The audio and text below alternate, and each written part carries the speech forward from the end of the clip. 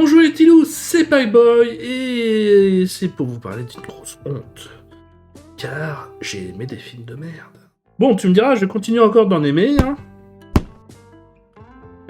Mais je pourrais plus facilement les défendre avec un esprit critique. Tiens, par exemple, rien que Justice League, qui a la chanson Everywhere I Go. Et rien que pour ça, ça vaut un 5 sur 5. Quoi, comment ça mon esprit critique pue la merde? Bon, de toute façon, ce n'est pas le sujet de la vidéo de défendre ces films, mais surtout de parler nostalgie, et parler des films de merde que j'ai aimés en tant qu'enfant ou adolescent. On va pas se mentir, quand on est jeune, on a encore un esprit critique en construction.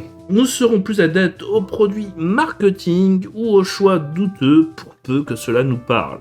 Et on va pas se mentir, vu le succès fou des Spider-Man avec Tom Holland, va falloir penser à euthanasier certains enfants, ou au moins les noyer comme le petit Grégory. Je plaisante, n'appelez pas la ZE, s'il vous plaît. Il kidnappe déjà assez d'enfants comme ça, hein. Ouais, je me permets des blagues borderline et complotistes. Donc c'est pas comme si des gens avaient maté ma vidéo. Mais bref, parlons du sujet des films de merde que j'ai aimés étant enfant. Et pour mieux situer mon style de l'époque, je me dois de parler de moi et de ce que j'étais gamin ou adolescent. J'ai toujours été un enfant curieux. On me donnait un livre et je restais sage toute la journée. J'avais assez d'amis et j'aimais déjà parler manga, musique, cinéma ou jeux vidéo comme tous les enfants des années 90, nés en 1980.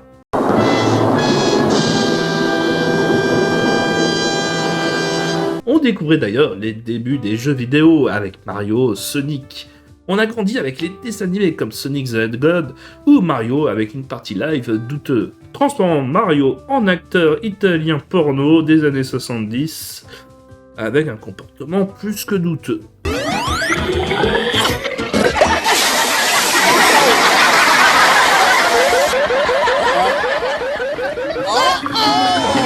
Ouais, une erreur.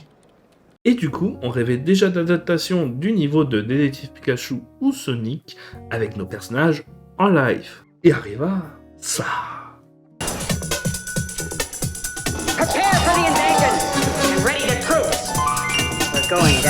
Et oui, j'ai aimé ce film.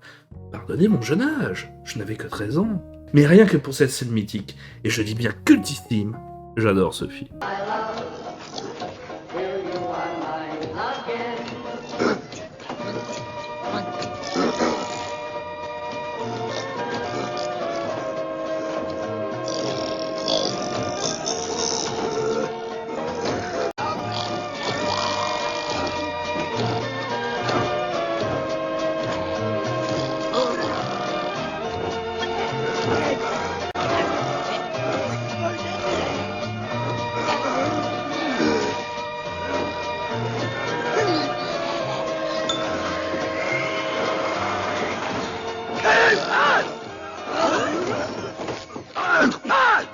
Et malgré les choix douteux du film, surtout niveau esthétique, j'étais déjà fort habitué entre les films d'horreur bis du jeudi soir sur M6 au FX douteux, ou les productions de la Canon avec des ninjas aux blessures gormand moches. Et oui, je viens d'inventer cet adjectif.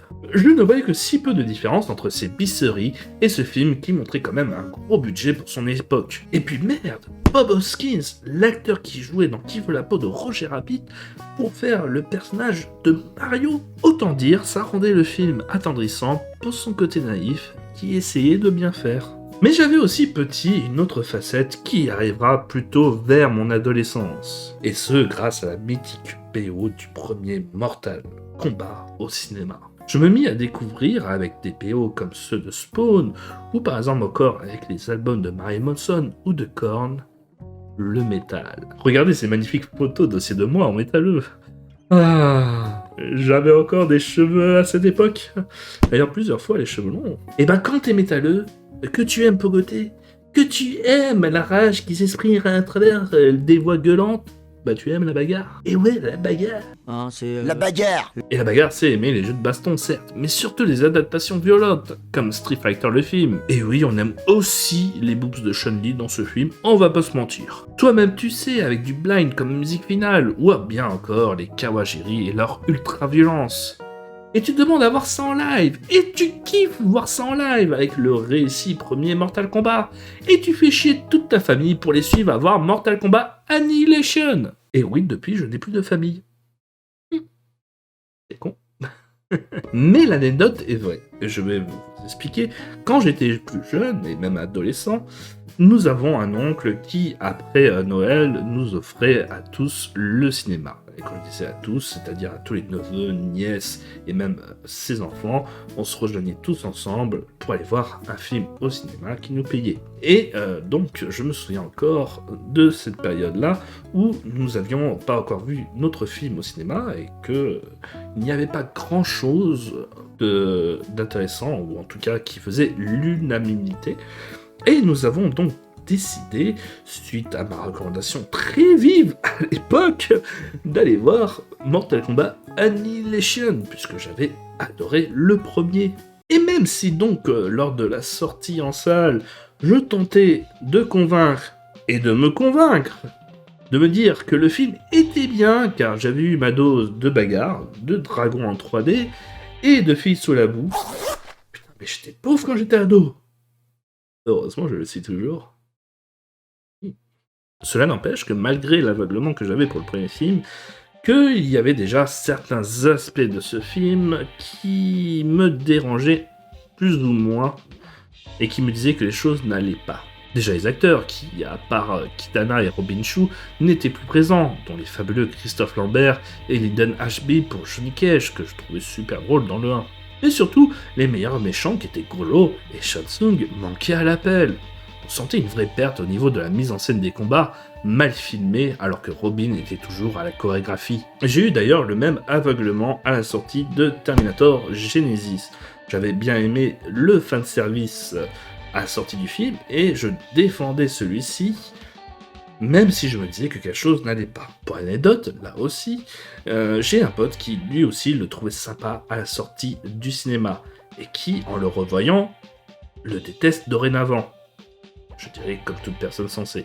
Et ma réponse face à ça, qui défend ironiquement, attention, encore le film, c'est de dire...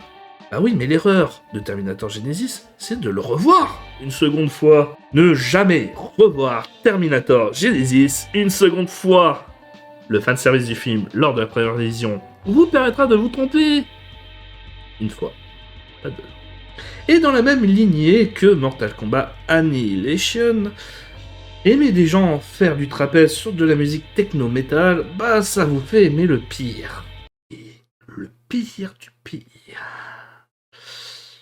Le pire du pire que même Satan, voilà, il a dit que c'était abusé.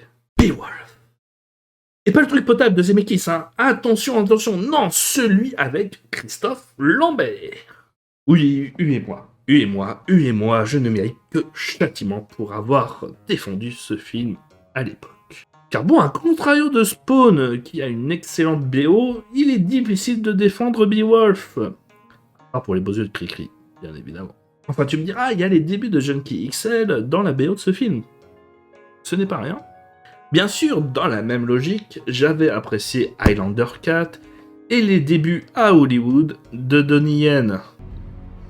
Who served with the Emperor Qin? The same man. Some people say you're a man of honor. What do you know about honor? Great. Faut dire aussi qu'à cette période-là, il y a eu de plus en plus de bagarres légèrement de kung-fu sur fond de métal dans les productions aux USA. C'était les débuts du cinéma HK qui s'exportait aux USA. J'étais bien, j'étais frais. Je me disais qu'enfin mon amour pour ce cinéma d'Asie que moi seul connaissais allait se faire enfin connaître du plus grand nombre. Et hélas, pour les plus grandes daubes. Quel ado naïf j'étais. Et vous alors, dites-moi les films dont vous avez honte d'avoir aimé, voire même que vous aimez encore et que vous défendez à tout prix, cela m'intéresse beaucoup. Et vu que la vidéo aura quoi 40 vues au moins, youpi, au moins vos commentaires seront vus et critiqués par pas beaucoup de monde. À part moi qui vous jugera. C'est très important de vous juger. Alors, lâchez-vous dans les commentaires et citez toute la daube que vous aimez. Et n'oubliez pas de partager la vidéo. Enfin non, ne partagez pas cette vidéo parce que sinon j'aurai des dossiers sur moi. C'est pas bien ça. Donc juste mettez la cloche, abonnez-vous, likez. Mais non, ne faites pas partager cette vidéo-là. Parce que sinon on aura des dossiers sur moi. Et... Ah ouais, mais j'aurais pas dû faire cette vidéo alors. Arrêtons là.